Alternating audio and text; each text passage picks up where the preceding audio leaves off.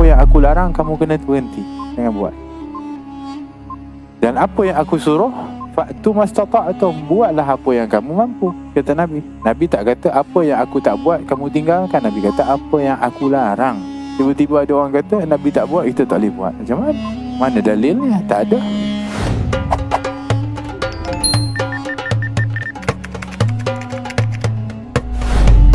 وتذكرا وتذكير نفع والانتفاع والفادة واستفادة والحث على التمسك بكتاب الله وسنة رسوله صلى الله عليه وسلم والدعاء إلى الهدى ودلالة على الخير ابتغاء وجه الله مرضاته وقربه وثوابه سبحانه وتعالى. Amin. Allahumma amin. Kita berada dalam surah Fussilat ataupun juga disebut dengan surah Hamim pada ayat yang ke-11 ya. 11 ya. Allah Subhanahu wa taala berfirman, a'udzu billahi minasyaitonir rajim. Tsumma istawa ila as-sama'i wa hiya dukhanun wa qala laha wa lil ardi itiya taw'an wa taw'an aw karhan qalata ataina ta'i'in. وقضاهن 7 سماوات في يومين وأوحى في كل سماء أمرها وزينا السماء الدنيا بمصابيح وحفظا ذلك تقدير العزيز العليم. Surah Fussilat ayat ke-11, Allah Subhanahu wa taala berfirman, "Tsumma istawa ila as-sama'i." Kemudian dia, yakni Allah Subhanahu wa taala, menunjukkan kehendaknya ke arah bahan-bahan yang ada di langit itu, sedangkan langit itu masih berupa asap. Masih berupa asap. Bermakna gas yang berlaku daripada pemisahan dari satu yang padat disebutkan. Kemudian Allah pisahkan menjadi langit, menjadi bumi dan menjadi daripada planet-planet yang lainnya. Maka dukhan di situ disebut adalah gas. Dan juga dibuat kajian adalah disebutkan sebagai atom atau atom, yang mana ianya menurut kepada ahli kosmologi itu adalah daripada apa yang telah pun dibuat kajian dengan teknologi yang terkini. Oleh kerana itu, teori kejadian alam ini yang paling masyhur dan popular di kalangan golongan orientalis ataupun orang-orang barat adalah teori Big Bang disebutkan.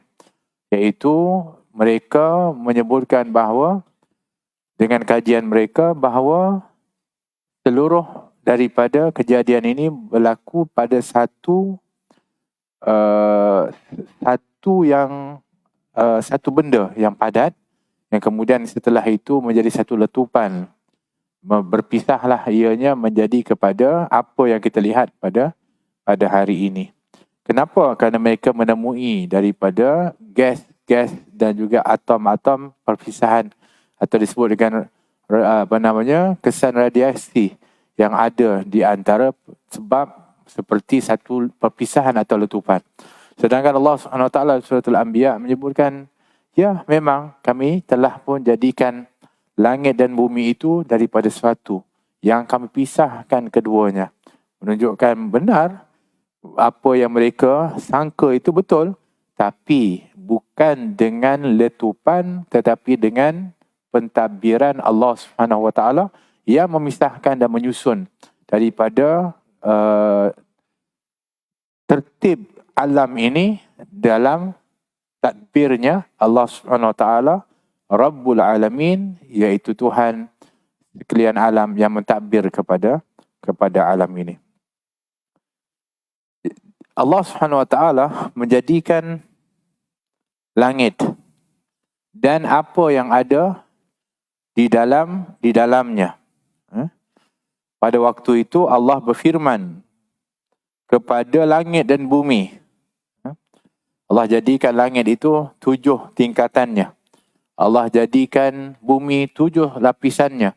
semuanya adalah merupakan dari kebijaksanaan Allah Subhanahu wa taala.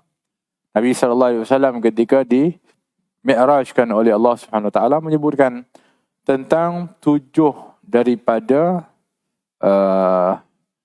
langit yang dinaiki oleh Nabi sallallahu alaihi wasallam, akan tetapi di situ ada lagi sebenarnya beyond, di atas daripada itu, yang akhirnya sampai kepada satu tahap yang disebut oleh Jibril, wahai Rasulullah Muhammad, aku hanya mampu sampai di sini sahaja. Kalau sekiranya aku cuba untuk bersama dengan engkau, pasti aku akan terbakar, kata Jibril alaihi salam.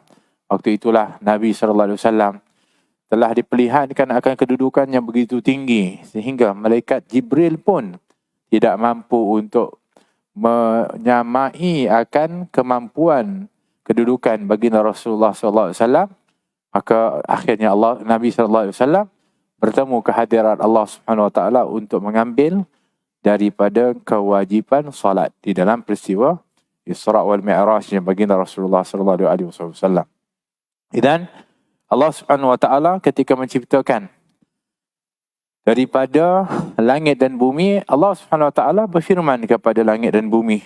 Allah mengatakan, "I'tiya taw'an aw karhan." Allah mengatakan, turutlah kamu berdua, wahai langit dan bumi, akan perintah aku. Sama ada taw'an, kau suka, ataupun karhan, engkau terpaksa sekalipun.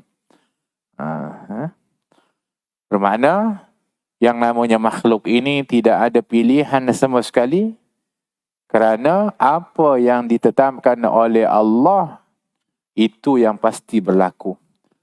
Ana urid wa anta turid wallahu yaf'alu ma yurid. Saya nak ini, kamu nak itu, tetapi yang akan berlaku hanyalah kehendaknya Allah Subhanahu wa ta'ala. Demikian Allah Subhanahu wa ta'ala menyebutkan tentang perkara ini. Walaupun hakikatnya Allah Subhanahu wa ta'ala tak perlu pun untuk nak bertanya ataupun berkata kepada makhluknya seperti langit dan bumi. Akan tetapi ayat ini adalah untuk memberi kefahaman kepada kita akan kekuasaan Allah Subhanahu wa taala di atas makhluk yang begitu hebat yang disebutkan dengan langit dan bumi pun. Allah Subhanahu wa taala ketika mana menceritakan tentang perkara ini adalah untuk menggambarkan akan keagungan Allah Subhanahu wa taala. Wahai langit, wahai bumi, turutilah apa yang aku perintahkan, sama ada kamu itu nak buat dengan rela ataupun dengan terpaksa. Maka langit dan bumi pun mengatakan, qalata ataina ta'in, kami berdua, iaitu langit dan bumi, bersedia menurut dan patuh dengan sukarela. Menggambarkan makhluk yang begitu hebat pun yang Allah ciptakan pun, mereka pun tak sanggup untuk nak menentang kepada Allah Subhanahu wa taala, kerana mereka tahu bahawa mereka tak mampu untuk menentang Allah Subhanahu wa taala, kerana Allah itu Maha Agung dan Maha Besar. Dan memberi gambaran kepada kita yang kerdil ini, kenapa masih lagi kita yang kerdil ini sebagai manusia, ketika Allah perintahkan kepada kita, kita masih untuk nak melawan kepada Allah Subhanahu wa taala. Kita masih tak mau taat. Kamu nak taat ke? Kamu tak nak taat ke? Tapi kamu pasti akan tertakluk di dalam kehendaknya Allah Subhanahu wa taala. Kamu terima ke? Kamu tak terima ke? Kamu tetap tertakluk dalam kehendaknya Allah Subhanahu wa taala. Kamu rida ke? Kamu tak rida ke? Kamu tetap juga tertakluk dalam kehendaknya Allah Subhanahu wa taala. Kamu suka yang itu, tapi kamu dapat yang ini. Itu semua adalah kehendaknya Allah Subhanahu wa taala. Wa in tarda bi maksumin ishta muna'aman wa illam takun tarda bihi ishta fi hazan. Kata Imam Haddad, kalau kamu rida dengan apa yang telah pun ditetapkan oleh Allah kepada kamu, kamu akan hidup bahagia. Tapi kalau kamu tak rida dengan apa yang telah ditetapkan oleh Allah kepada kamu, maka kamu akan hidup dalam keadaan sedih sepanjang masa. Maka pilihan di tangan kita. Oleh kerana ini dalam kehidupan kita ini, ada kalanya apa yang kita dapatkan mengembirakan kita. Tapi ada kalanya adalah sesuatu yang menyedihkan kepada kita. Maka bagi orang-orang yang beriman, yang beriman dengan al-qadari khairihi wa syarrihi min Allah, beriman dengan takdir sama ada baik ataupun yang tak baik, semuanya adalah dari Allah Subhanahu wa taala, maka mereka akan hidup dalam keadaan tenang. Mereka akan hidup dalam keadaan tenang. Baginda Rasulullah SAW mengajarkan ketenangan itu kepada keluarganya ketika mana mereka itu hidup dalam keadaan yang cukup sederhana. Ketika mana ada kalanya mereka memiliki makanan, ada kalanya mereka berpuasa, ada kalanya mereka kekurangan. Kata Sayyidatina Aisyah radhiyallahu anha, sesungguhnya ahli Muhammad, kami ahli keluarga Muhammad sallallahu alaihi wasallam, bukan Nabi Muhammad saja, kami ahli keluarganya itu. Lam nashba tidak pernah kenyang dengan bi khubz asy-sya'ir yaumaini mutatabi'ain hatta qubit. Kami ahli keluarga Nabi Muhammad SAW tak pernah kenyang makan roti gandum barley 2 hari berturut-turut sehinggalah wafatnya Nabi SAW. Masya Allah. Maknanya ada kalanya satu hari itu ada cukup, satu harinya dalam keadaan kekurangan. Tak pernah kenyang 2 hari berturut-turut, tak pernah. Sehingga wafat Nabi SAW. La ilaha illallah. Kenapa? Tapi bahagia hidupnya. Kenapa? Ridha dengan apa yang telah ditetapkan oleh Allah Subhanahu wa ta'ala. Faqadahunna sab'a samawati fi yawmaini wa auha fi kulli sama'in amraha. Lalu Allah menjadikannya 7 langit dalam 2 masa. Kalau mengikut tafsir Ibn Kathir mengambil daripada hadis yang diriwayatkan oleh Ibn Abbas radhiyallahu anhuma, hari itu adalah hari Khamis dan Jumaat. Tapi ada pendapat mengatakan ketika Allah ciptakan langit dan bumi belum lagi diciptakan hari oleh Allah Subhanahu wa taala. Maka 2 hari itu disebutkan dengan 2 masa, yang masa itu hanya diketahui oleh Allah Subhanahu wa taala. Wa zayyana as-samaa'a ad-dunya bimasabiha wa hifdha. Dan kami hiasi langit yang dekat pada pandangan. Kami hiasi as-sama'id dunya. Sama'id dunya yang mana? Yang dekat dengan dunia ni, yang boleh untuk dilihat oleh penduduk dunia bumi. Itu disebut sama'id dunya. Yang kita tengok ini sebenarnya masih lagi belum sampai sama'id dunya. Hanya sekadar daripada ruang bawah. Sama'id dunya adalah sampai kepada ruang yang disebutkan daripada planet ataupun daripada bintang-bintang yang ada. Jauh daripada itu. Tapi masih boleh dilihat. Masih boleh dilihat cahayanya. Boleh diteropong dengan kecanggihan yang ada sekarang ini. Akan tetapi untuk sampai kepadanya memakan masa dalam tempoh yang begitu dahsyat. Maka Allah mengatakan kami hiasi langit. Wa zayyana as-samaa'a ad-dunya. Kami hiasi daripada langit dunia. Allah gunakan istilah menghiasi kerana ternyata betul. Ketika mana kita mendongak ke langit pada waktu malam, ketika mana terang bulannya dan bintang gemintang ketika itu bersinar, kita melihatkan keindahannya. Bahkan ada suatu usaha pelancongan kalau di negara Arab khususnya, kerana di padang pasir ni adalah merupakan tempat yang paling cerah untuk melihat kepada keadaan langit. Khususnya pada musim-musim panas seperti ini. Yang mana jarang mereka itu langitnya berawan. Jadi kalau orang pergi ke padang pasir adalah semata-mata juga untuk melihat kepada keindahan langit. Ada trip yang dibuatkan seperti itu. Kerana nak melihat daripada hiasan langit yang merupakan daripada bintang-bintang yang Allah kata bimasabiha, iaitu dengan bintang-bintang yang bersinar cemerlang. Wa hifdha, serta memelihara langit itu dengan sebaik-baiknya. Dia mana disebutkan memelihara langit sebaik-baiknya. Dzalika taqdirul azizil alim. Demikian itu adalah ketentuan Allah yang Maha mengetahui. Jadi dalam keadaan langit yang begitu indah yang diciptakan oleh Allah Subhanahu wa taala, Allah Subhanahu wa taala juga bukan hanya membiarkan seperti itu, dianya dijaga oleh Allah Subhanahu wa taala, dan cara penjagaannya itu disebutkan iaitu adanya penjaga-penjaga daripada para malaikat yang mana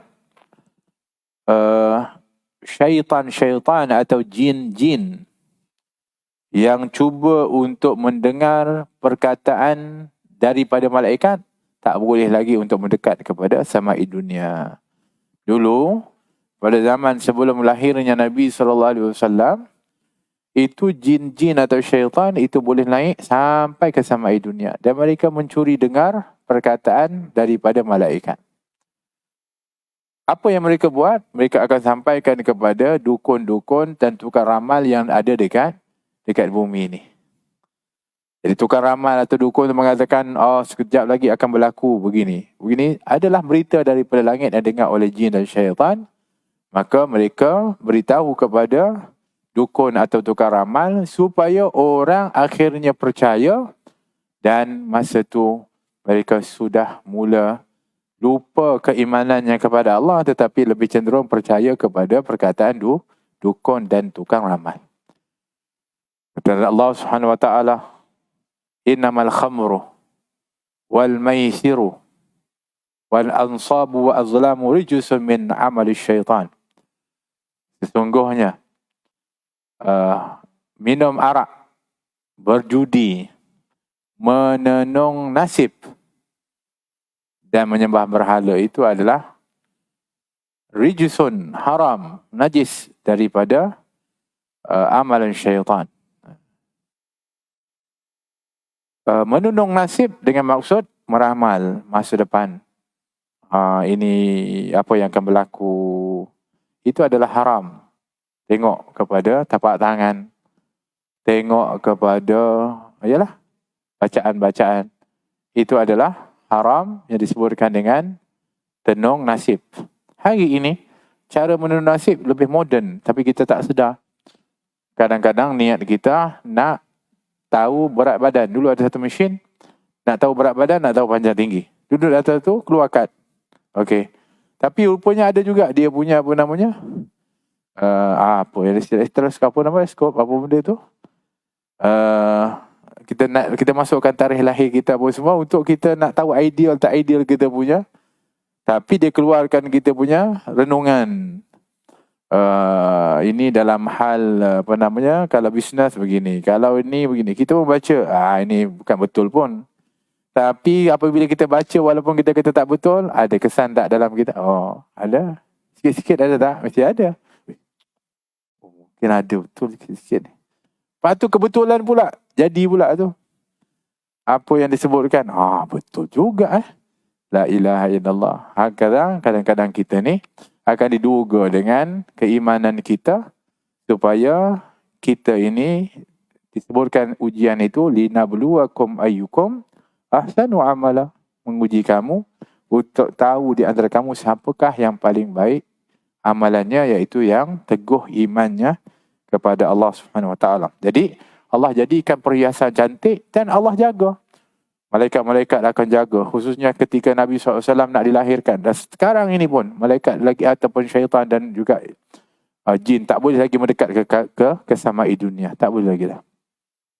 Ini adalah merupakan daripada kemuliaan baginda Rasulullah dan umat Rasulullah sallallahu alaihi wa baraka wasallam. Dzalika taqdirul azizul alim. Demikian itu adalah ketentuan yang maha perkasa lagi maha mengetahui akan semua gerakan, baik yang bergerak ataupun yang diam di kalangan makhluknya, semuanya di dalam pengawasan dan pengetahuannya Allah Subhanahu wa taala. Dan alhamdulillah kita ditakdirkan oleh Allah, khususnya kita daripada rakyat Malaysia ini, Allah takdirkan kita ini mendapatkan kemerdekaan. Alhamdulillah. Semuanya pun sebenarnya telah pun berada dalam takdirnya Allah Subhanahu wa taala. Akan tetapi prasyarat daripada untuk mempertahankan kemerdekaan itu adalah telah pun digariskan untuk kita sama-sama menjaganya. Kerana kalau tidak kita menjaganya, maka kita seolah-olah menempah satu takdir yang buruk. Seperti mana kata Sayyidina Umar Khattab radhiyallahu anhu. Ketika mengatakan, wahai Amirul Mukminin, adakah kita cuba untuk nak lari daripada takdir Allah yang telah ditetapkan kepada kita? Kata Sayyidina Umar Khattab, kita berusaha untuk lari atau keluar dari takdir yang buruk kepada takdir yang baik. Bermakna yang disebutkan dengan usaha dan ikhtiar. Maka setelah itu barulah bertawakal kepada Allah SWT. Berusahalah untuk kita mempertahankan kemerdekaan ini dengan iman, dengan ketaatan kepada Allah SWT, dengan kita menjaga daripada kesatuan, ukhuwah, persaudaraan di antara satu dengan yang lainnya.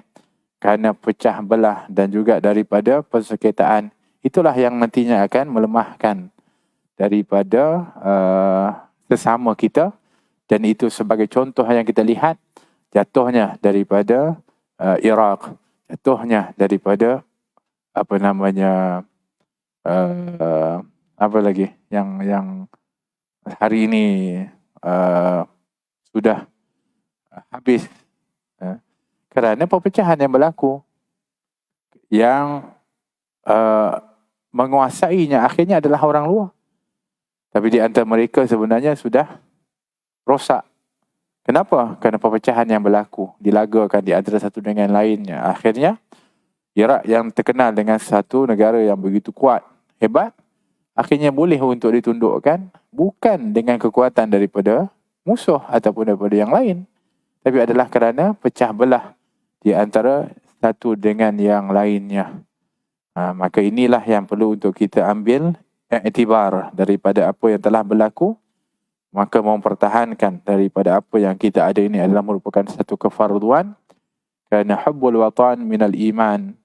Kerana cinta kepada negara itu adalah daripada tanda keimanan. Kata Sayyidina Umar Khattab radhiyallahu anhu, dengan mengatakan bahawa tanpa daripada cinta kepada negara itu, maka akan menyebabkan, disebutkan dengan akan musnahlah baladus su'. Kalau tanpa ada cinta kepada negara ini, maka kharuba biladus su' disebutkan. Akan hancurlah satu negara yang bobrok. Negara itu dah teruk dah. Lepas tu orang yang dalam dia tak ada pun rasa cinta kepada negaranya. Maka akan semakin hancur. Tapi dengan cinta kepada al-awtan, umaratil, dengan cinta kepada negara itu, maka umaratul buldan, maka akan makmurlah satu-satu negara itu.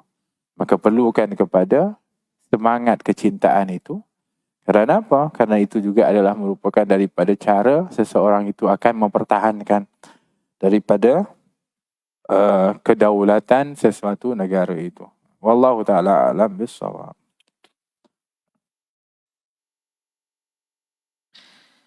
Terjemahan matan Al-Qayah wa Ta'aqarib karangan Syekh Abi Al-Khadi Abu Suja' rahimahullah, muka surat 27.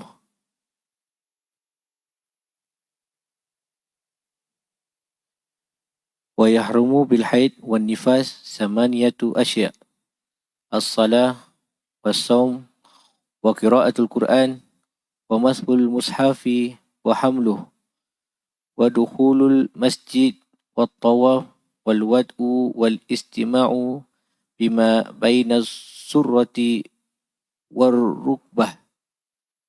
Hal-hal yang diharamkan kerana haid dan nifas ada 8, iaitu solat, 1 solat, 2 puasa, 3 membaca Al-Quran, 4 memegang Al-Quran dan membawanya, 5 masuk ke dalam masjid, 6 tawaf, 7 bersenggama dan 8 bersenang-senang pada bahagian tubuh antara lutut dan pusat. Wa yahrumu 'alal junub khamsatu asya'. as-salah wal qira'atul Quran wa mashul mushafi wa hamluh wa tawaf wal lubsu fil masjid wa yahrumu alal muhdisil salasatu asya as-salah wa tawaf wa mashul mushafi wa hamluh. Orang-orang yang sedang junub diharamkan mengerjakan 5 hal, iaitu 1 solat, 2 membaca Al-Quran, 3 menyentuh Al-Quran, 4 tawaf dan 5 menetap di dalam masjid. Hal-hal yang diharamkan bagi orang yang sedang berhadas adalah 1 solat, 2 tawaf dan 3 memegang Al-Quran. Nah, bagi orang perempuan yang haid ataupun nifas dalam tempoh yang disebutkan sebelum ini, kita telah bahaskan tempoh haid. Yang paling sedikit adalah 1 hari 1 malam 24 jam. Kebiasaannya 6 atau 7 hari dan yang paling maksimum adalah 15 hari. Dalam tempoh ketika mana seorang perempuan itu haid, maka dia tak boleh untuk melakukan 8 perkara, kata Al-Qadhi. Begitulah orang nifas yang keluar darah dengan sebab melahirkan anak, yang ianya paling sedikit adalah 1 pancutan keluar, kebiasaannya 40 hari dan paling maksimum adalah 60 hari. Dalam tempoh itu, baik tempoh haid ataupun nifas, maka haram baginya untuk melakukan 8 perkara ini. Hukumnya apa? Haram. Iaitu yang pertama, haram bagi perempuan yang haid ataupun nifas, solat. Haram bagi perempuan yang haid ataupun nifas, salat. Bermakna kalau dia salat, berdosa dia. Dan bagi orang perempuan yang haid dan nifas yang meninggalkan salat, tidak wajib baginya qada. Tak wajib baginya qada. Tak. Itu yang pertama. Yang kedua, haram bagi orang perempuan yang haid ataupun nifas berpuasa. Bermakna kalau dia berpuasa, hukumnya haram dan berdosa. Tapi bagi puasa yang wajib, iaitu puasa Ramadan, kalau sekiranya dia meninggalkan, maka wajib baginya qada. Baik dianya adalah haid ataupun nifas. Berbeza dengan salat. Salat tadi tak wajib qada. Tapi puasa wajib baginya qada. Kata Nabi SAW, orang perempuan ini berbanding orang lelaki ada 1 kekurangan di dalam agamanya dan kekurangan di dalam akalnya. Ini bukan saya sebut, nanti orang perempuan marah kat saya pula. Ini Nabi SAW sebut dalam hadis. Kekurangan dalam agamanya adalah ketika dia haid, dia tidak solat dan tak wajib baginya qada. Dia kekurangan agama. Dan kekurangan akal adalah apabila menjadi saksi, hanya pada kes-kes tertentu, dan apabila jadi saksi pun 1 orang lelaki dibandingkan dengan 2 orang perempuan. Baik. Itu yang kedua, iaitu haram bagi orang perempuan haid dan nifas itu untuk berpuasa. Iaitu puasa, sama ada puasa yang wajib di bulan Ramadan atau puasa sunat. Yang ketiga, wa qiraatul Quran, membaca Al-Quranul Karim. Orang perempuan haid, orang perempuan nifas, haram baca Al-Quran. Sama seperti orang yang junub juga. Apa hukumnya? Haram. Tapi ada kata boleh baca kalau haid. Ini adalah pendapat Al-Maliki ataupun Malikiyah, tapi dengan sebab. Sebabnya bagi perempuan yang hafizah, yang dianya nak menjaga hafazannya. Yang kalau dia sekiranya meninggalkan daripada bacaan itu beberapa hari, mungkin membimbangkan dia akan lupa. Maka dia boleh untuk membacanya dalam keadaan itu. Tapi selain daripada itu, haram baginya untuk baca Quran. Jadi bermakna tak boleh. Jadi bermakna perempuan yang haid tak boleh untuk membaca Al-Quranul Karim, kecuali ayat-ayat Al-Quran itu termasuk daripada zikir-zikir harian. Seperti naik di atas kereta, kita pun baca subhanallazi sakhkhara lana hadha wa ma kunna lahu muqrinin wa inna ila rabbina lamunqalibun. Itu adalah ayat Quran. Tapi dia baca naik kenderaan, kerana itu doa naik kenderaan, bukan membaca Al-Quran. Dia berdoa Rabbana atina fid dunya hasanah fil akhirati hasanah wa qina adzabannar. Itu pun daripada Quran. Hatta dia baca bismillahirrahmanirrahim. Itu juga ada dalam Quranul Karim, tapi niatnya adalah untuk zikir, maka yang itu dibolehkan. Tapi membaca Al-Quran ketika dalam haid ataupun nifas, hukumnya adalah haram. Wa masul mushaf, menyentuh mushaf, iaitu menyentuh Al-Quranul Karim, memegangnya, itu juga haram bagi orang perempuan haid dan nifas. Wa hamluhu, dan membawa Al-Quran, itu juga haram bagi perempuan haid dan nifas, tak boleh bawa. Jadi dia tak boleh angkat, pindahkan. Dia tak boleh untuk bawa ke mana-mana Al-Quran itu. Kecuali kalau sekiranya ketika mana dia membawa Al-Quran itu dengan yang lain, dengan niat untuk membawa yang lain, yang mana termasuk di dalamnya itu ada Al-Quran yang dia bawa, lain. Tapi kalau dia bawa Al-Quran saja, niat dia untuk membawa Al-Quran, hukumnya adalah haram. Wa dukhulul masjid, kemudian diharamkan bagi orang perempuan untuk dianya masuk ke dalam masjid. Orang perempuan haram masuk ke dalam masjid, atau juga disebut dengan al-maksu fil masjid, menetap dalam masjid. Jadi dukhulul masjid ini ada dua pecahan. Satunya adalah duduk di dalam masjid, haram. Keduanya adalah masuk ke dalam masjid, lalu ke dalam masjid ni. Kalau, tapi ada catatan dia. Kalau dimimbangi akan mengotori masjid. Tapi kalau dia lalu daripada pintu yang lain keluar dari pintu yang lain, dibolehkan. Asalkan dia tidak rasa bimbang akan mengotori masjid. Kalau itulah hanya laluan yang mesti dia lalu. Tapi pada asasnya dia tak boleh sebenarnya untuk masuk ke masjid. Jadi masjid ni mana? Itu yang soalan. Adakah yang di luar-luar itu masjid? Masjid ini takrifnya adalah ruang solat. Dan pada hari ini ruang solat yang ada di Masjid Al-Ikhlas ini adalah yang berkapet ni. Ini disebutkan masjid. Adapun yang disebutkan di luar tadi tu, yang luar-luar tu disebut dengan Haramul Masjid, atau dipanggil kawasan masjid. Yang di situ perempuan-perempuan yang haid boleh untuk jejak di situ. Tapi ketika nak masuk ke pintu tempat ruang salat ini, haram hukumnya bagi perempuan yang haid dan nifas untuk masuk ke dalamnya. Ya. Wa tawaf, dan haram bagi orang perempuan yang haid dan nifas itu untuk tawaf. Serta wal wat'u, yakni berhubungan kelamin. Haram bagi perempuan yang haid ataupun dalam keadaan nifas untuk berhubungan kelamin dengan suaminya. Hukumnya adalah haram. Hukumnya adalah haram. Wal al-istima'u bima baina surah wa rukbah, atau istimta', yakni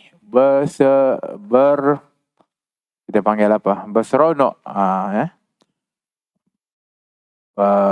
Di antara surah wa rukbah, di antara lutut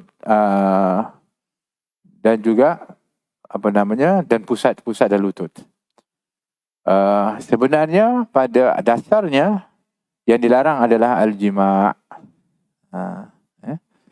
Cuma ihtiyatan, sebagai keberhati-hatian, takut akan terlajak sehingga berlakunya persetubuhan, maka disebutkan haram untuk bersenang-senang, bercumbuan di kawasan yang dibimbangi akan menyebabkan berlakunya yang persetubuhan itu. Tapi berdasarkan hadis Nabi SAW ketika ditanya oleh sahabat, "Ya Rasulullah, apa yang kami boleh lakukan kepada isteri kami yang haid?" Kata Nabi, "If'alu kulla syai' illal jima'." Kata Nabi, buatlah apa pun kecuali jangan bersetubuh. Di antara yang diharamkan kepada orang perempuan haid adalah at-talaq. Tak boleh seorang lelaki, suami, mentalak isterinya dalam keadaan haid. Hukumnya adalah haram. Berdosa lelaki itu dia talak isterinya dalam haid, tapi talaknya jatuh. Talaknya berlaku, tapi berdosa. Itu sebagai tambahan kepada kita. Jadi orang suami ketika nak talak isterinya, pastikan isterinya dalam keadaan suci terlebih dahulu. Kalau tidak, berdosa dia. Ya. Tapi talaknya jatuh. Baik, itu adalah berkenaan dengan perempuan yang haid dan nifas. Adapun bagi orang yang junub, junub ini ada beberapa sebab, di antaranya keluar mani atau bersetubuh. Kan, ini sebab-sebab orang itu disebut sebagai junub. Ya. Orang yang junub ini diharamkan 5 perkara. Yang pertama, solat. Tak boleh bagi orang yang junub ini solat. Yang keduanya adalah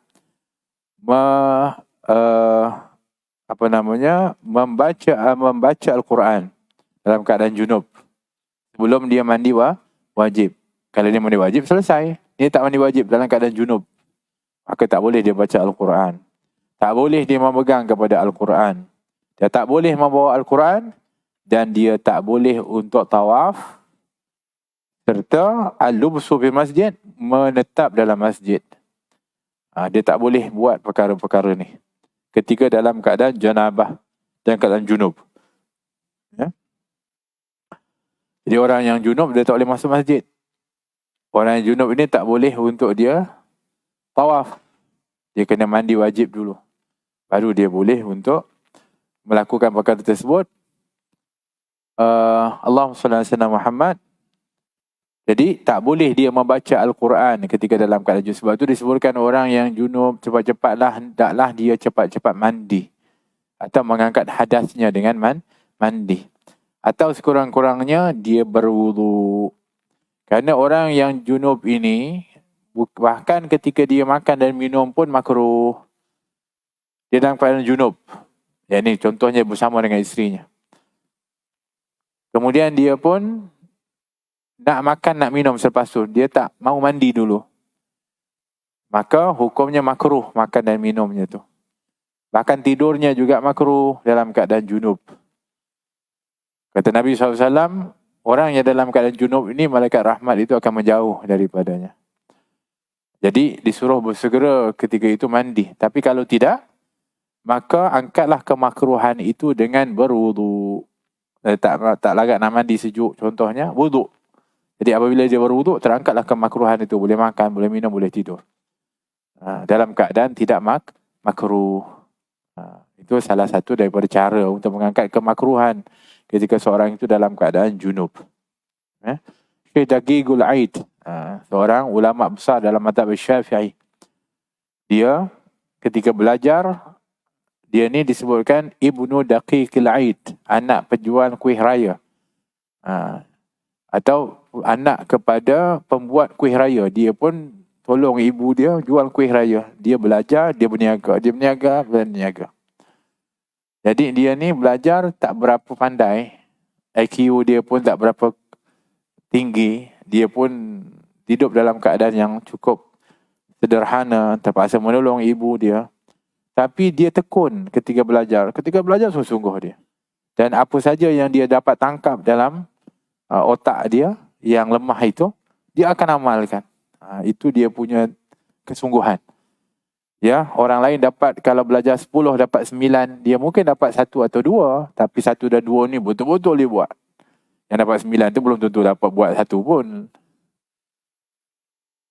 Tapi subhanallah, yang disebutkan bagi orang yang beramal dengan ilmunya, aurasahullah, Allah akan wariskan dia dengan ilmu yang dia tidak yang dia tidak tahu. Orang yang mengamalkan ilmu yang dia tahu, maka Allah akan wariskan dia ilmu yang dia tak tahu. Apa yang kuncinya? Amalkan ilmu tu. So, Syekh Ibnu Daqiqul Aid, satu hari dia tidur dalam masjid. pada musim sejuk. Oh, sejuk sungguh ni.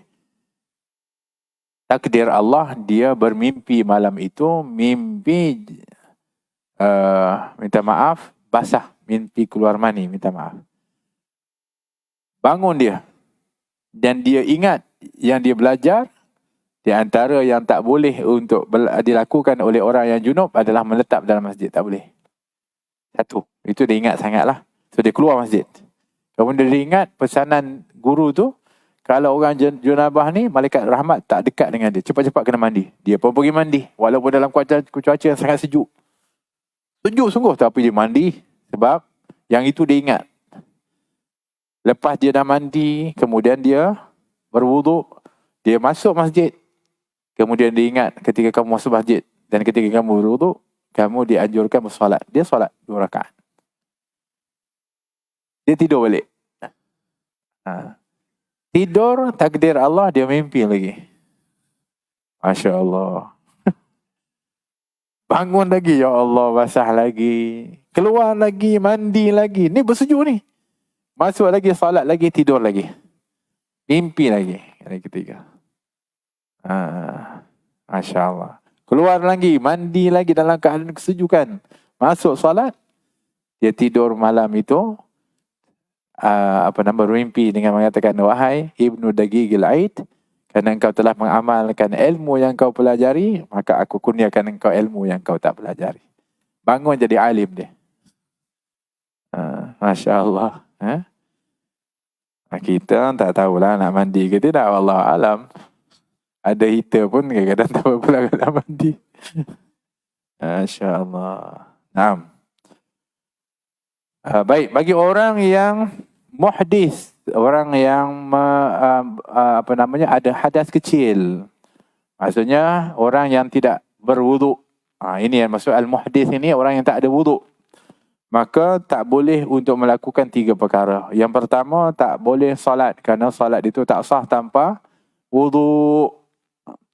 Yang keduanya tawaf, dan tawaf tak sah tanpa wuduk. Inna tawaf bimanzilatis salah, kata Nabi. Sehingga tawaf itu sama kedudukannya dengan salat. Iaitu dari segi sudut kena berwuduknya dan kena khusyuknya. Cuma bezanya, kata Nabi, dia boleh untuk seorang itu bercakap. Tapi jangan keterlaluan.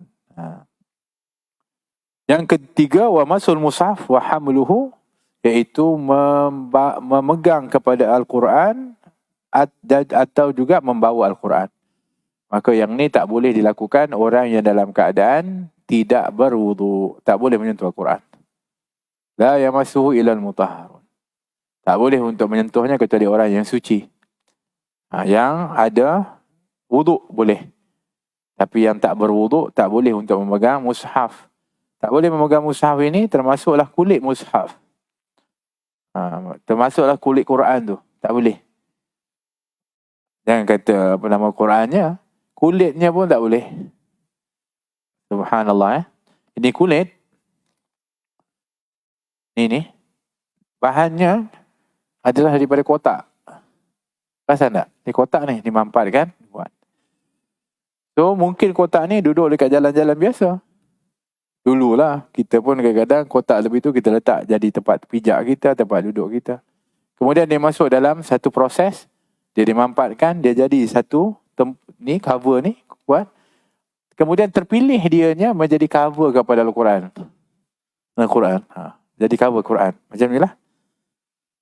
Asalnya dia hina je duduk kat tepi jalan, buang kat tepi-tepi tu. Tapi apabila dia dijadikan dari cover kepada Al-Quran, dia berdamping dengan ayat-ayat Al-Quran, dia jadi mulia. Nak sentuh dia pun kan ada wuduk. Dan kita kalau nak jadi mulia, berdamping dengan orang-orang yang mulia. Seperti mana kulit ni pun jadi mulia kalau dia berdamping dengan isi yang mulia. Sama juga dengan durian. Kulit dia pun mulia juga. Sebab tu kita beli Quran, kita beli durian, kulitnya tu ditimbang sekali.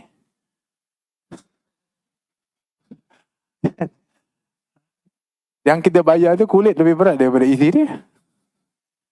Sebab apa dia jadi berharga kulit dia? Sebab dalamnya ada durian.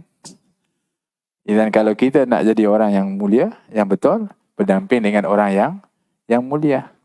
Bersama dengan orang mulia. Ya ayyuhalladzina amanu taqullaha wa kunu ma'as sadiqin. Wahai orang yang beriman, bertakwalah kamu kepada Allah dan jadilah kamu bersama orang-orang sadiqin. Allah suruh kita bersama dengan as-sadiqin, dan itulah yang selalu kita doa kepada Allah, ihdinas siratal mustaqim siratal ladzina an'amta alaihim. Tunjukkan kami jalan lurus. Jalan mana yang lurus ni? Jalan orang-orang yang kamu berikan nikmat. Kamu nak kena bersama dengan dia. Siapa? Minan nabiyyin wasiddiqin wasyuhada wassalihin. Wa hasuna ulaika rafiqa. Itu yang terbaik untuk kamu berdamping dengan mereka. Jadi kita kena cari kawan-kawan, orang-orang yang kita dampingi itu orang-orang yang mulia. Hakadha, daripada perkara-perkara yang disebutkan yang diharamkan kepada orang haid dan nifas, kepada orang-orang yang junub dan juga orang-orang yang tidak mempunyai wudu. Wallahu ta'ala alam bissawab.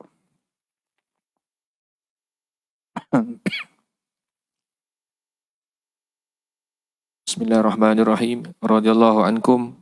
Kitab Al-Azkar Al-Imam Nawawi. Muka surat 441. Sambungan zikir-zikir orang musafir. Bab apa yang diucapkan terhadap tunggangan yang susah. Kami meriwayatkan daripada Tuan Guru yang sangat dihormati dan yang disepakati atas kehafalannya, agamanya, waraknya, kebersihan jiwanya dan kemahiran ilmunya, iaitu Yunus bin Ubaid Dinar Al-Bisri At-Tabi'i. Dia berkata, tiada seorang pun yang menunggang binatang yang susah, lalu dia membisikkan pada telinganya firman Allah ini, afghayra dinillahi yabghun walahu aslama man fis samawati wal ardi tau'an wa karhan wa ilaihi yurja'un. Artinya, apakah selain dari agama Allah yang mereka mahukan, padahal telah menyerah kepadanya semua yang ada di petala langit dan bumi, sama ada dengan patuh maupun terpaksa, dan kepadanya sajalah mereka akan dikembalikan. Surah Ali Imran ayat 83. Melainkan ia akan berhenti dengan izin Allah Ta'ala. Bab apa yang diucapkan bila melihat perkampungan yang hendak dimasukinya atau yang dilaluinya. Kami meriwayatkan daripada Suhaib radhiyallahu anhu bahawa Nabi SAW tiada melihat suatu perkampungan yang mahu dimasukinya, melainkan beliau mengucapkan doa ini, Allahumma rabbas samawati sab'i wa ma azlalna wal ardina sab'i wa ma aqlalna wa rabbas syayatini wa ma adlalna wa rabbar riyahi wa ma zaraina as'aluka khaira hazihi al-qaryati wa khaira ahliha wa khaira ma fiha wa na'udzu bika min syarriha wa syarri ahliha wa syarri ma fiha. Artinya, ya Allah, Tuhan petala langit yang 7 dan segala yang dinaunginya, dan Tuhan petala bumi yang 7 dan segala yang dikandunginya, Tuhan dari segala jin dan syaitan dan segala yang menyesatkan, dan Tuhan segala angin dan apa yang diterbangkannya. Aku memohon kepadamu kebaikan perkampungan ini dan kebaikan para penghuninya dan kebaikan apa yang ada di dalamnya, dan kami berlindung diri denganmu dari keburukannya dan keburukan para penghuninya dan keburukan apa yang ada di dalamnya. Riwayat Nasa'i dan Ibnu Sunni.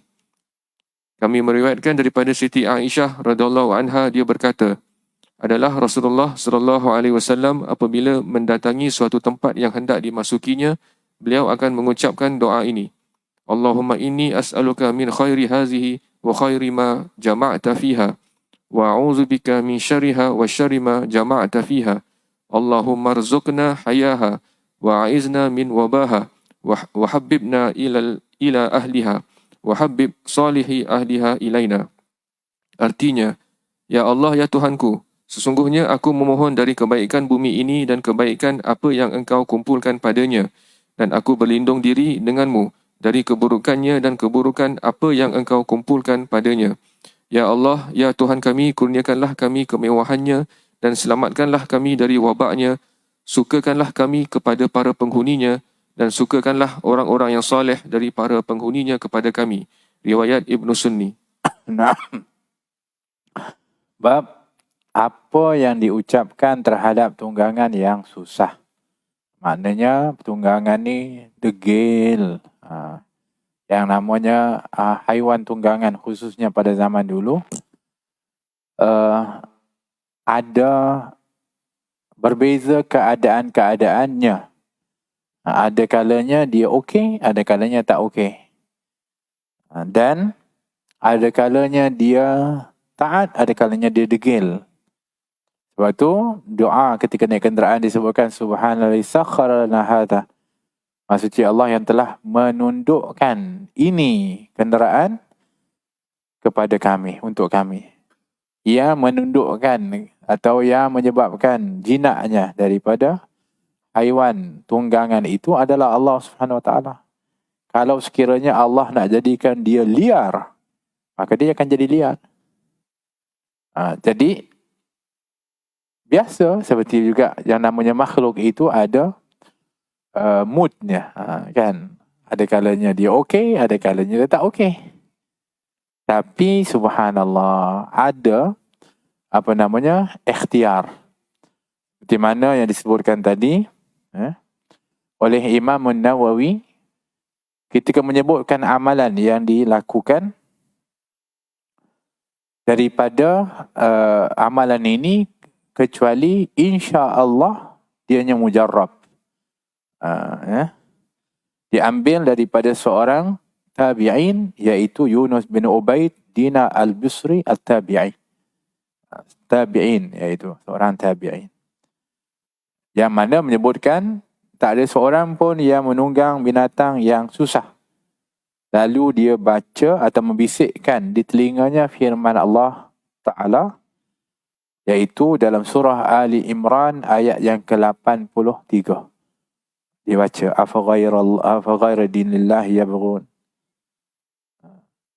Sebutkan afa ghaira dinillahi yabghun walahu aslama man fi samawati wal ard taw'an wa karhan wa ilaihi yurja'un.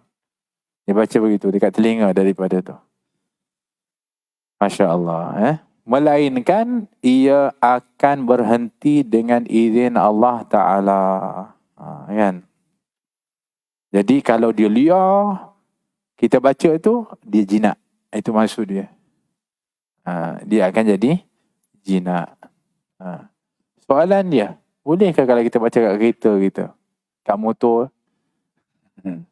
Bolehlah. Ikhtiar. Bacalah. Dan ia termasuk daripada tawasul bil a'mal. Tahu tawasul bil a'mal? Apa amalan kita? Baca Quran. Baca ayat Al-Quran. Kita bertawasul dengan amalan kita membaca ayat Al-Quran. Dia panggil tawasul bil a'mal. Dan memang Allah jadikan Al-Quran itu syifaan wa rahmatan lil mu'minin. Menjadi sebab syifa dan rahmat kepada orang beriman. Maka kita pun gunakan ayat Al-Quran sebagai satu sebab untuk dirahmati oleh Allah SWT dalam sesuatu perkara itu. Macam ni juga. Oleh kerana itu Imam Nawawi pada waktu ketika mana dia meletakkan ini dalam bab ini, walaupun dianya tidak disebutkan daripada hadis, tapi kerana dia juga adalah satu keperluan kepada orang yang bermusafir, maka diambil amalan kerana dikenal pasti orang yang mengajarkan amalan itu adalah orang yang disepakati daripada kedudukan agamanya, orang yang sangat warak, orang yang bersih betul jiwa dia.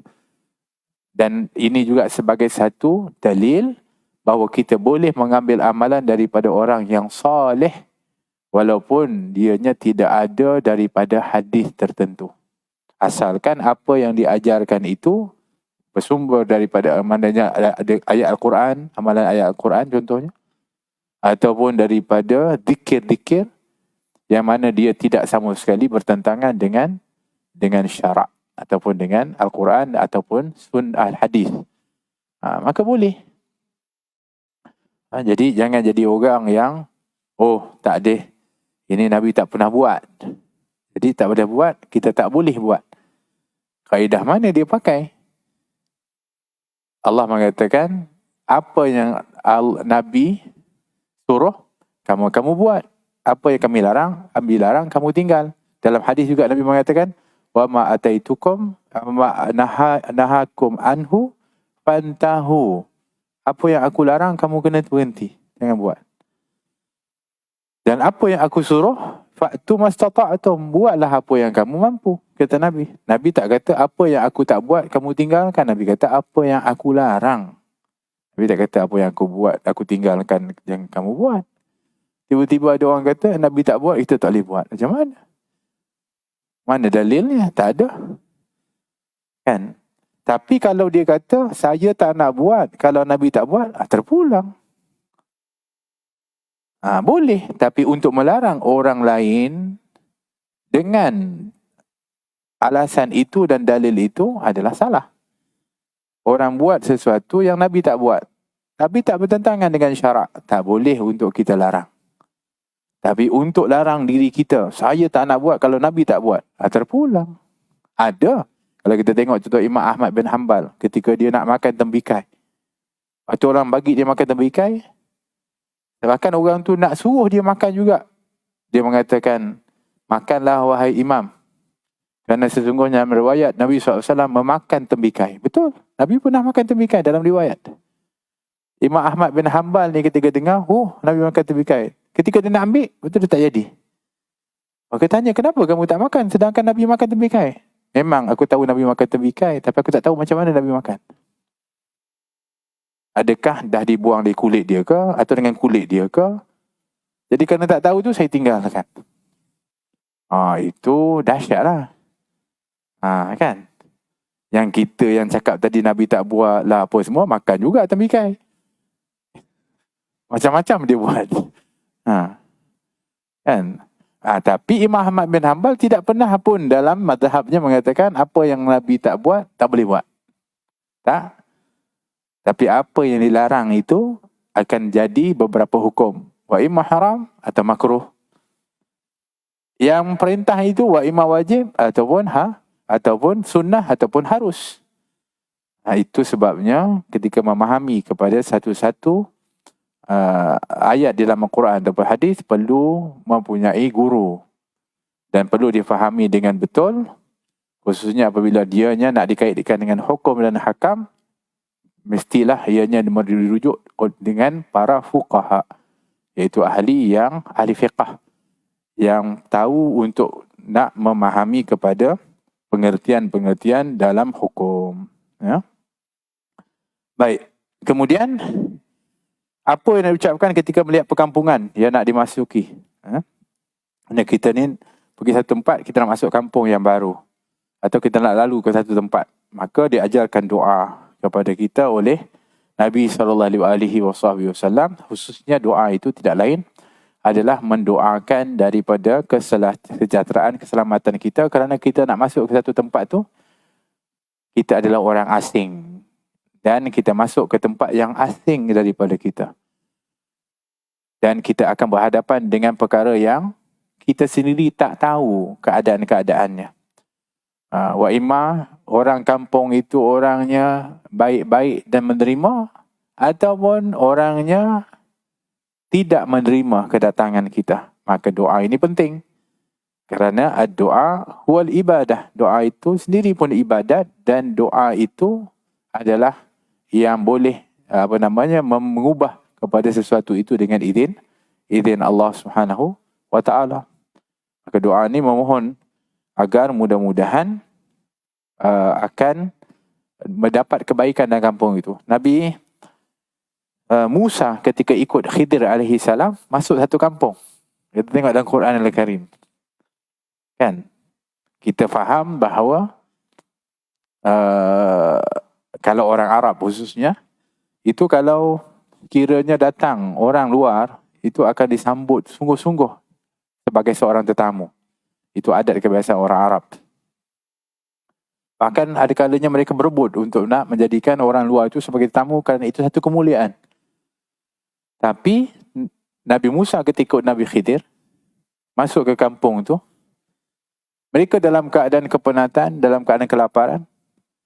Tapi orang kampung itu tak mahu untuk nak bantu sikit pun mereka.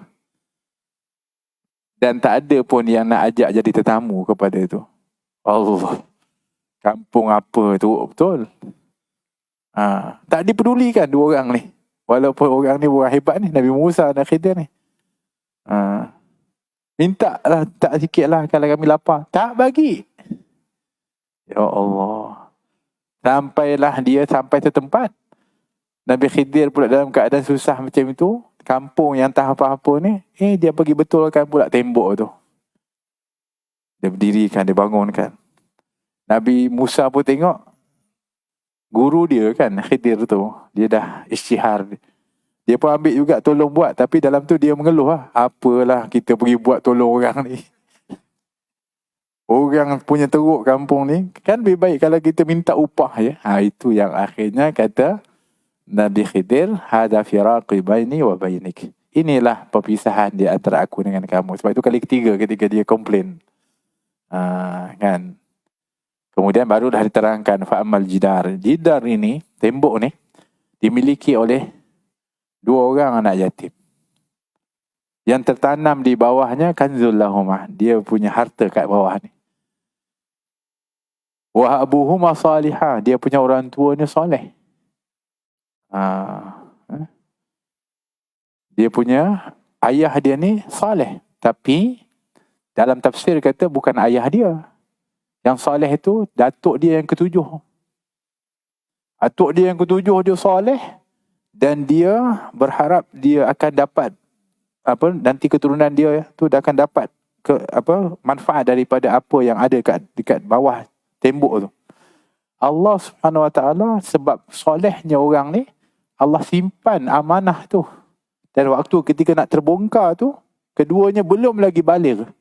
Jadi kalau terbongkar, orang lain ambil.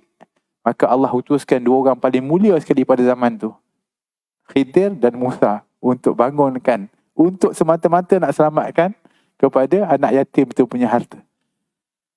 Tapi yang soleh ni, atuk yang ketujuh. La ilaha illallah.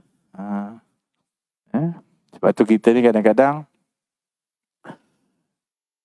kalau kita dapat buat kebaikan, kita dapat hadir dalam majlis kebaikan ni, mungkin berkat doa orang tu dulu. Kalau tak ayah kita, atuk kita, mungkin yang atuk kita dulu lagi.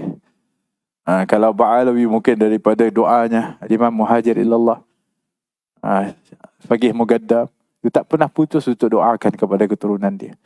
Mungkin yang kita ni pun, atau atuk kita ke, siapa yang doakan. Sebab tu kita disuruh oleh Allah untuk kita sentiasa mendoakan kepada orang yang sebelum kita. Waladina ja'u min ba'dihim yaquluna rabbana ighfir lana wa li ikhwanina alladhina sabaquna bil iman wa la taj'al fi qulubina ghillan lil ladzina amanu rabbana innaka ra'ufur rahim. Orang yang datang setelah mereka itu mengucapkan, ya Allah, ya Tuhan kami, ampunkan kami dan ampunkan orang-orang yang telah mendahului kami dengan iman mereka. Jangan jadikan dalam hati kami ini hasad dengki kepada mereka orang-orang yang dahulu daripada kami. Sesungguhnya Engkau Maha Mengampun lagi Maha Penyayang. Subhanallah. Jadi disuruh untuk kita mengenang daripada kebaikan-kebaikan orang dulu dan memohon dan berdoa untuk mereka.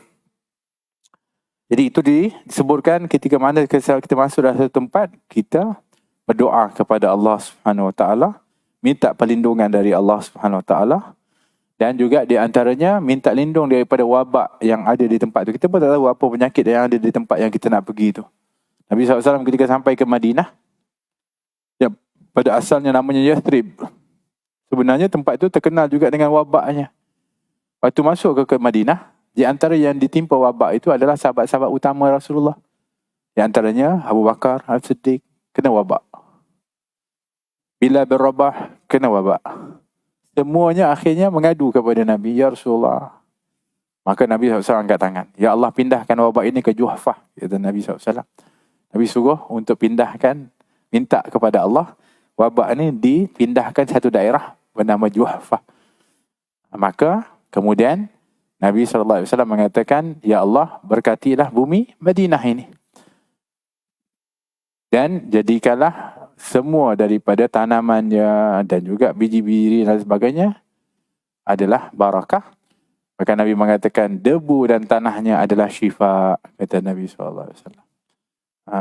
Berubah dengan doanya baginda Rasulullah SAW. Sebab tu Nabi SAW yang pada awalnya cinta kepada Mekah, dan Nabi tak pernah luntur cintanya kepada Mekah Al-Mukarramah. Nabi menangis ketika meninggalkan Mekah. Tapi waktu ketika Nabi sampai ke Madinah, Nabi tetap juga ketika itu menjadikan Madinah tanah airnya. Dan Nabi pun cinta kepada Madinah Al-Munawwarah. Sampai-sampai kata Anas bin Malik, Nabi kalau qadima min safar, Nabi kalau sampai daripada musafirnya, fa nazar ila juratil Madinah, Nabi akan tengok ketika itu tembok Madinah. Waktu sampai tengok tembok tu, Nabi pertama jalan biasa je, tengok je, nampak je sampai dinding Madinah tu dari jauh.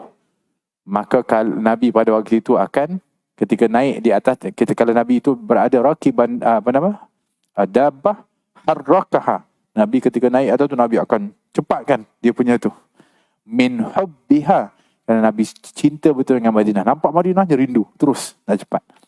Maknanya itu tanda cinta kepada watan, cinta kepada negara yang telah ditunjukkan oleh Nabi SAW.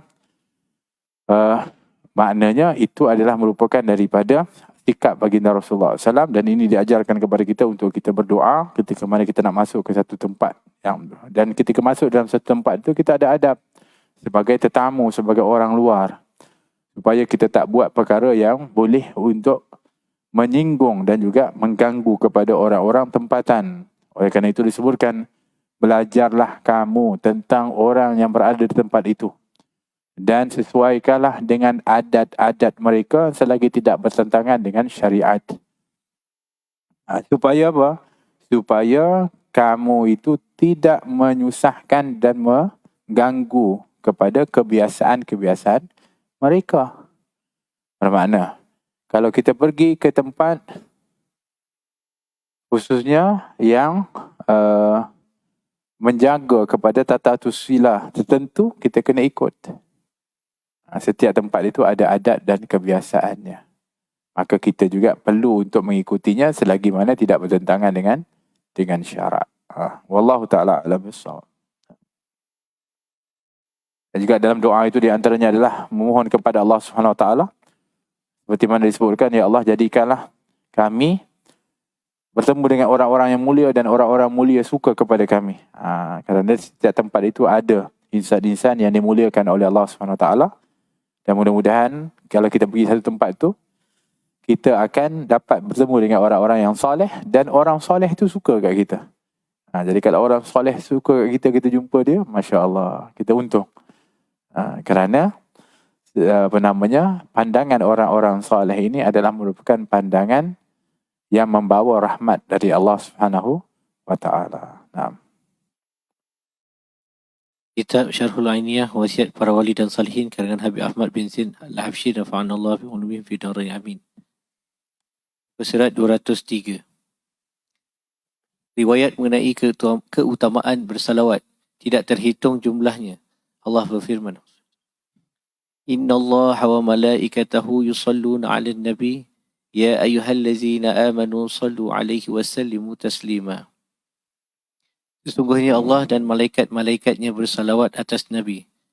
Hai orang-orang yang beriman, bersalawatlah atas beliau dan ucapkanlah salam kepada beliau dengan sebaik-baiknya salam. Al-Ahzab 56. Di samping riwayat-riwayat hadis dengan sanad marfu', bukan mursal, juga yang mauquf, lebih dari 40 sahabat yang meriwayatkannya, di antara mereka Abu Bakar, Umar, Ali, Talha, Abdurrahman bin Auf, Abu Mas'ud, Ibnu Mas'ud, Ka'ab bin Ajrah, Abu Sa'id Al-Khudri, Abu Humaid As-Sa'idi, Zaid bin Harisah, Ibnu Harijah, Abu Khurairah, Sahal bin Sa'ad, Anas bin Malik, Abu Talhah Al-Ansari, Jabir bin Abdullah, Al-Bara', Ammar, Jabir bin Samurah, Ibnu Abbas, Hasan dan Husain, dan ibu mereka Sayyidatuna Fatimah radhiyallahu anha. Contohnya seperti hadis riwayat Muslim, Nabi SAW bersabda, Aulan nasi bi yaumil qiyamah aksaruhum alayya salatan. Orang yang paling layak mendapatkanku di hari kiamat adalah orang yang paling banyak berselawat kepadaku.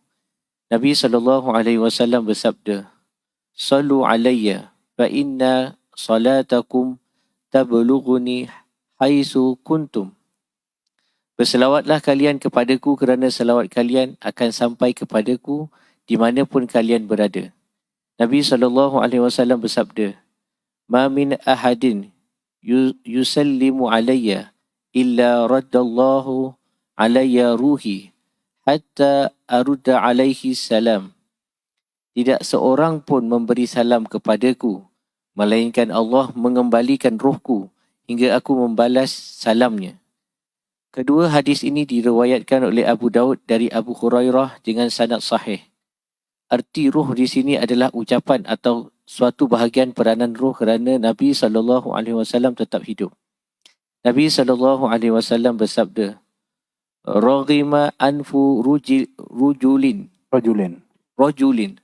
Zukirtu indahu falam yusalli alayya. Terhinalah seseorang yang mana namaku disebut di hadapannya lalu ia tidak berselawat kepadaku. Nabi SAW bersabda, Al-bakhilu man zukirtu indahu falam yusalli alayya. Orang yang bakhil adalah orang yang namaku disebut di hadapannya lantas ia tidak berselawat kepadaku. Hadis ini juga diriwayatkan oleh Tirmizi dari Ali radhiyallahu anhu dan berpendapat hadis yang hasan sahih. Nabi SAW bersabda, Man shalla alayya sallat alaihi al-malaikah wa man shalla alayya wahidah sallallahu alaihi ashra salawat wa khuttat anhu ashru khati'at wa rufi'at lahu ashru darajat. Barang siapa yang berselawat kepadaku, nescaya malaikat berselawat untuknya. Dan barang siapa yang berselawat 1 kali kepadaku, nescaya Allah berselawat kepadanya 10 kali. 10 dosanya digugurkan dan dinaikkan kedudukannya sebanyak 10 darjat. Dalam riwayat lain, wa kutiba lahu ashru hasanat. Dicatat baginya 10 kebaikan. Nabi SAW bersabda, Man sallama alayya ashran, faka'annama aqtaqa raqabah. Barang siapa yang bersalam kepadaku sebanyak 10 kali, sama pahalanya seperti membebaskan seorang budak. Nabi SAW bersabda, La yaridanna alayya aqwam, ma'arifuhum illa bikasrati salawatihim alayya. Kelak akan datang kepadaku sekelompok orang. Aku tidak mengenali mereka kecuali dengan banyaknya selawat mereka kepadaku. Nabi SAW bersabda, Anjakum yaumal qiyamati min mawati'iniha aksarukum alayya salatan. Yang paling selamat di antara kalian dari tempat-tempat yang dahsyat di hari kiamat adalah yang paling banyak berselawat kepadaku. Ini adalah merupakan daripada keutamaan berselawat. Sebahagian dari riwayat. Sekian daripada banyaknya riwayat daripada fadilat berselawat kepada baginda Rasulullah SAW, yang pada asasnya selawat kepada Nabi itu disebutkan adalah ad-doa. Kita mendoakan kepada Nabi SAW, walaupun sebenarnya apalah sangat doa kita ini untuk Nabi SAW. Akan tetapi kerana ketika mana kita berselawat kepada Nabi SAW, yang mendapatkan keuntungan yang lebih besar adalah orang yang berselawat. Dan kerana itu Nabi SAW pernah dia sujud syukur kepada Allah SWT dengan sujud yang begitu lama. Semata-mata ketika Jibril mengatakan, Ya Rasulullah Muhammad, Man salla ma min ummatika yusalli alaika salatan wahidah illa sallallahu alaihi biha asyara. Tidak ada satu umat kamu yang berselawat kepada engkau Rasulullah Muhammad dengan satu selawat kecuali Allah akan berselawat kepadanya 10 kali selawat. Maka Nabi SAW dia sujud syukur. Kenapa? Kerana merasa gembira dan bersyukur kepada Allah atas nikmat yang Allah kurniakan kepada umat Nabi Muhammad SAW apabila berselawat kepada Nabi SAW. Dan lebih besar daripada itu juga, ya, Allah SWT berselawat adalah ketika mana kita berselawat kepada Nabi, Nabi akan jawab selawat kita. Jadi kita doakan Nabi, Nabi akan doakan kepada kita. Subhanallah, malaikat akan doa Allah rahmati kita. Malaikat akan beristighfar untuk kita, Nabi akan doakan kita. Itu yang kita dapatkan kita berselawat kepada baginda Rasulullah sallallahu alaihi wasallam. Allah akan rahmati kita. 10 rahmat satu selawat. Malaikat akan berselawat kepada kita. Maksud malaikat ni selawat kepada kita, beristighfar, memohonkan keampunan untuk kita. Nabi akan membalas selawat kita, iaitu Nabi akan mendoakan kita. Subhanallah, lengkap ni. Dengan berkat selawat kepada Nabi SAW. Jadi, ketika mana berselawat kepada baginda Rasulullah SAW, ianya adalah merupakan daripada amalan yang cukup luar biasa kedudukannya, yang sepatutnya kita tak boleh tinggalkan untuk memperbanyakkan selawat kepada Rasulullah SAW. Inna awalan nasi bi yaumal qiyamah aktsaruhum alayya salah. Kata Nabi, orang yang paling aula, utama bagi aku nanti hari kiamat. Ajib, orang yang paling utama bagi aku nanti hari kiamat, orang yang paling banyak salawat kepada aku. Menjadi prioriti Nabi nanti di akhirat adalah orang yang paling banyak selawat kepada baginda Rasulullah SAW. Masya Allah. Sebab tu kita kena selalu ambil peluang untuk berselawat kepada baginda Rasulullah SAW. Bahkan disebutkan bahawa orang yang tak berselawat kepada Nabi ketika nama Nabi disebutkan, disebut sebagai orang yang bakhil, orang yang kedekut, orang yang bakhil. Kerana bakhil terhadap dirinya sendiri. Kerana dia telah merugikan dirinya daripada rahmat Allah, maka dia kedekut untuk diri dia sendiri. Itu disebut sebagai bakhil, kata Nabi SAW. Dan ketika mana kita berselawat kepada Nabi SAW, maka kita akan dikenali oleh baginda Rasulullah SAW. Kan? Nabi mengatakan di akhirat nanti aku akan kenal umat aku. Kata Nabi, kata para sahabat, macam mana kamu nak kenal? Melalui ghurral muhajjali min asaril wudu', daripada cahaya yang keluar daripada anggota wuduk mereka. Di muka dia bercahaya, di tangan dia bercahaya dia. Jadi kata para sahabat, ya Rasulullah, macam mana kau nak kenal pun? Yang berkumpul ni bukan sikit orang. Daripada zaman Nabi Adam sampai akhir. Umat kamu tu umat terakhir. Memang ramailah, tapi nak campur dengan yang lain dah jadi, kita panggil berkecamuk. Maka Nabi mengatakan, apa pandangan kamu kalau sekiranya kuda-kuda yang banyak berkumpul, semuanya warnanya hitam. Tapi di antara kuda-kuda itu ada yang dahinya ataupun kakinya berwarna putih. Adakah kamu boleh nampak bezanya? Kata sahabat, senanglah kalau dah ada warna putih itu. Semua hitam saja yang putih. Macam itulah aku kenal kepada umat aku, kata Nabi SAW. Dengan cahaya wuduk je yang keluar. Tapi rupanya salah satu daripada sebab nanti seorang itu dikenali oleh Nabi adalah dengan sebab banyaknya selawat kepada Nabi SAW. Subhanallah. Tabarakallah. Masya Allah. Dan menjadi sebab untuk selamat di tempat-tempat yang dahsyat nanti di akhirat nanti juga adalah apabila banyak selawat kepada Rasulullah. Sebab paling dahsyat tempat yang akan berlaku di akhirat nanti adalah padang mahsyar. Jadi apabila di padang mahsyar itu dahsyat, tapi kalau kita banyak selawat, maka kita akan dapat duduk di bawah liwa'ul hamdi yang didambakan oleh semua makhluk, semua manusia pada waktu itu. Kata Nabi, dambaan itu bukan hanya kepada orang-orang biasa, bahkan para Nabi pun. Adam wa dunahu tahta liwa'i. Nabi Adam pun dan para Nabi pun yang lain akan berlumba untuk duduk di bawah panji Al-Hamd yang aku pegang, kata Nabi SAW. Maka orang yang berada dalam keadaan-keadaan yang cukup luar biasa ini, maka dengan berkat selawatnya kepada Rasulullah sallallahu alaihi wasallam, maka dia akan selamat daripada tempat-tempat yang mengerikan itu. Mahsyar, apa lagi tempat yang mengerikan?